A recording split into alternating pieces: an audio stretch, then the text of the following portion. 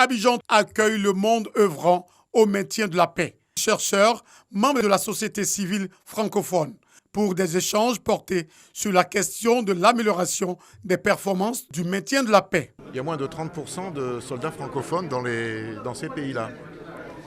Et donc je crois que l'objectif de ce séminaire, c'est de voir comment on peut améliorer ce chiffre, améliorer aussi la performance des soldats francophones. Mais c'est pour ça que nous nous réjouissons collectivement, sous l'impulsion du président de la République, son Excellence Alassane Ouattara, de l'arrivée d'un contingent ivoirien au Mali qui, sans nul doute, va faire la différence.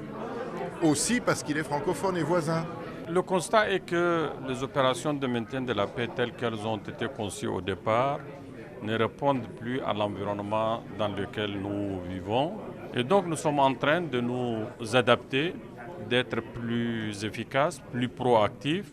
L'espace francophone représente à la fois le théâtre du plus grand déploiement, mais aussi un réservoir de potentiel, puisqu'on retrouve dans cet espace une palette de profils de pays contributeurs, des pays du Nord, des pays du Sud, avec des compétences qui, combinées, pourraient apporter toute une série de réponses dans le domaine de la formation, de l'échange d'expériences. S'inscrivant dans la continuité de l'atelier tenu en 2018 à New York, le choix de la capitale économique Abidjan est la marque participative de la Côte d'Ivoire aux actions de paix de l'ONU. Dès 2011, la Côte d'Ivoire a fondé sa stratégie de reconstruction post-crise sur 3 axes majeurs, à savoir la relance de son économie, la réforme du secteur de la sécurité et la réconciliation nationale.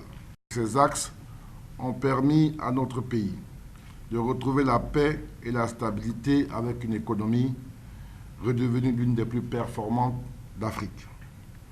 Dans la mise en œuvre de la réforme du secteur de la sécurité, qui s'est traduite par l'élaboration de la toute première loi de programmation militaire de notre pays, le gouvernement a décidé de la participation des forces armées de Côte d'Ivoire aux opérations de maintien de la paix des Nations Unies. Cette contribution francophone du renforcement au maintien de la paix des Nations Unies sera acheminée à New York lors du séminaire de clôture de la 3e année de l'Observatoire.